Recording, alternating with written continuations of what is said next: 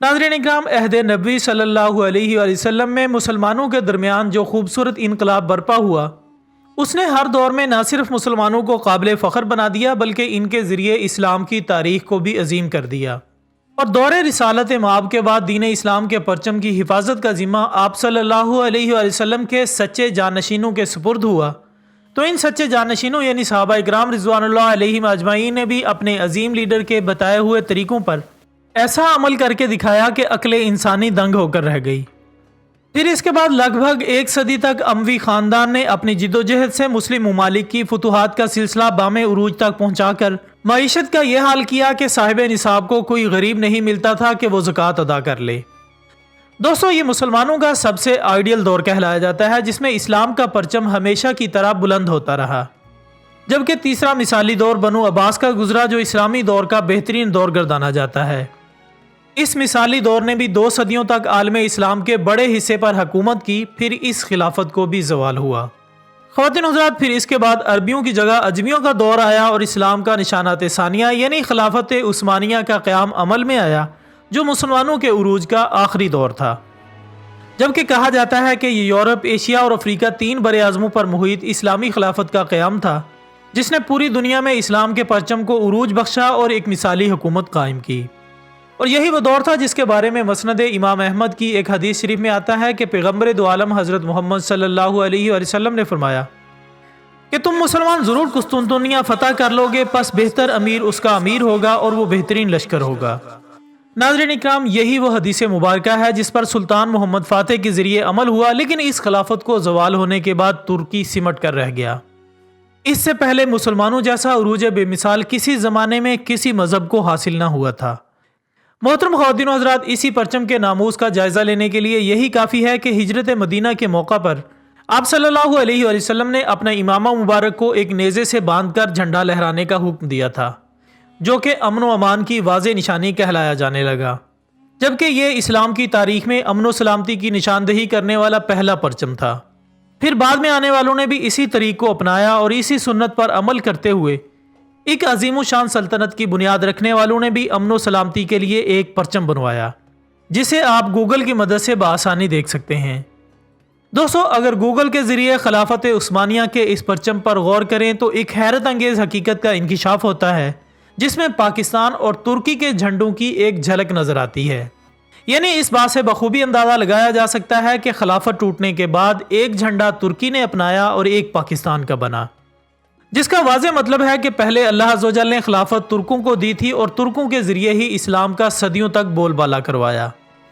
लेकिन इस दफ़ा ये खिलाफत पाकिस्तान को अता की जाने वाली है। यानी अब वो दौर आने वाला है जब पाकिस्तान भी तुर्की की तरह दीन इस्लाम की सरबुलंदी के लिए अहम काम सर अंजाम देगा। जबकि इस बात के मज़दाक आज हम देखें तो टेक्नोलॉजी से लेकर अफवाज और असला और जदीद तरीन हथियारों तक पाकिस्तान तुर्की से बहुत आगे है। और हम पाकिस्तान गैर अरब होने के बायस ये एजाज़ भी रखते हैं कि एक मरतबा आप सल्लल्लाहु अलैहि वसल्लम ने फरमाया, जिसका मफहूम है कि आखिरी ज़माने में अल्लाह गैर अरब में से एक कौम उठाएगा जो हथियारों में अरबों से भी ताकतवर होंगे और अल्लाह इनसे अपने दीन की तकमील करवाएगा। ख़वातीन हज़रात, अब अगर गैर अरब अक़वाम पर नज़र दुराएं तो आपको समझ आ जाएगा कि इस वक्त मुस्लिम उम्मा में एक पाकिस्तान ही ऐसा गैर अरब मुल्क है जो तमाम अरबों समेत गैर अरबों से भी टेक्नोलॉजी और हथियारों में आगे है। जबकि इस हकीकत से आशनाई के बाद हज़रत नेमतुल्लाह शाह वली ने आज से 850 साल पहले पाकिस्तान के लिए जो पेशनगोइयाँ फरमाई थी वो भी पूरी होती नज़र आ रही हैं। उन्होंने न सिर्फ क़याम पाकिस्तान की पेशनगोई फरमाई थी बल्कि इस मुल्क से अल्लाह ने जो काम लेने हैं इनके बारे में भी बता दिया था। दोस्तों, नेमतुल्लाह शाह वली ने पाकिस्तान को एक ज़बरदस्त जंगजू लीडर मिलने की पेशनगोई की, जिसके मुताबिक इस अजीम लीडर की क़यादत में पाकिस्तान की इंडिया के साथ एक आखिरी और फैसला कुन जंग होगी, जिसमें इब्तदा में पाकिस्तान अटक से खैबर पख्तूनख्वा और पंजाब के कई इलाके खो देगा, लेकिन मुसलमान जंग जारी रखेंगे, जिसके बाद बिलाखिर इंडिया को मुकम्मल तौर पर मगलूब कर दिया जाएगा। नेमतुल्लाह शाह वली की ये पेशनगोइयाँ ये भी साबित करती हैं कि गज़वा हिंद लड़ने वाली जिस अजीम फ़ौज का हुज़ूर सल्लल्लाहु अलैहि वसल्लम ने जिक्र किया वो पाक फ़ौज ही है। जबकि गज़वा हिंद वाली हदीस में लड़ने वाली फ़ौज इसराइल के ख़िलाफ़ भी जंग करेगी, यानी यहूदियों से। और अगर देखा जाए तो आज इस खित्ते में जो इस्लामी ममालिक मौजूद हैं, इनमें से सिर्फ पाकिस्तान ही वो वाहिद इस्लामी मुल्क है جس کے بیک وقت اسرائیل اور انڈیا کے ساتھ معاملات خراب ہیں، جس کے نتیجے میں کئی جنگیں بھی ہو چکی ہیں۔ لیکن دوستو، ان سب پیشن گوئیوں کو عوام کے سامنے رکھنے کا یہ ہرگز مقصد نہیں کہ تمام قوم اسی پر اکتفا کر کے ان کے پورا ہونے کا انتظار کرے، بلکہ ہر کسی کو اپنے اپنے حصے کا کام کرنا ہے۔ آج اگر ہم اپنے شاندار ماضی پر فخر کر رہے ہیں تو اس میں ہم حق بجانب ہیں، لیکن بڑے ہی افسوس کے ساتھ کہنا پڑتا ہے کہ آج ہماری نوجوان نسل اپنی تاریخ سے ناواقف ہیں۔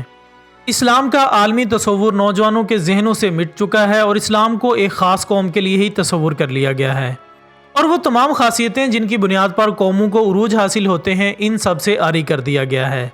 لیکن آج وقت ہے کہ اسلامی پرچم تلے ساری امت یکجا ہو جائے اور اسلام کا پرچم پوری دنیا پر لہرا دے، تاکہ ہمارا ذکر بھی ایک شاندار ماضی میں ہو سکے۔ اور آخر میں دعا ہے کہ اللہ تعالی ہمیں دین اسلام کی سربلندی کے لیے ہر طرح کی قربانی دینے کی توفیق عطا فرمائے، آمین ثم آمین۔ ہم امید کرتے ہیں کہ آپ کو یہ ویڈیو پسند آئی ہوگی، تو اس ویڈیو کو لائک کریں، اپنے دوستوں کے ساتھ زیادہ سے زیادہ شیئر کریں اور کمنٹس کی صورت میں اپنی قیمتی رائے بھی ضرور دیں۔ ہماری اگلی ویڈیو آنے تک اپنا، دوستوں، رشتہ داروں اور گرد و نواح کے تمام لوگوں کا بہت خیال رکھیے گا۔ اللہ حافظ۔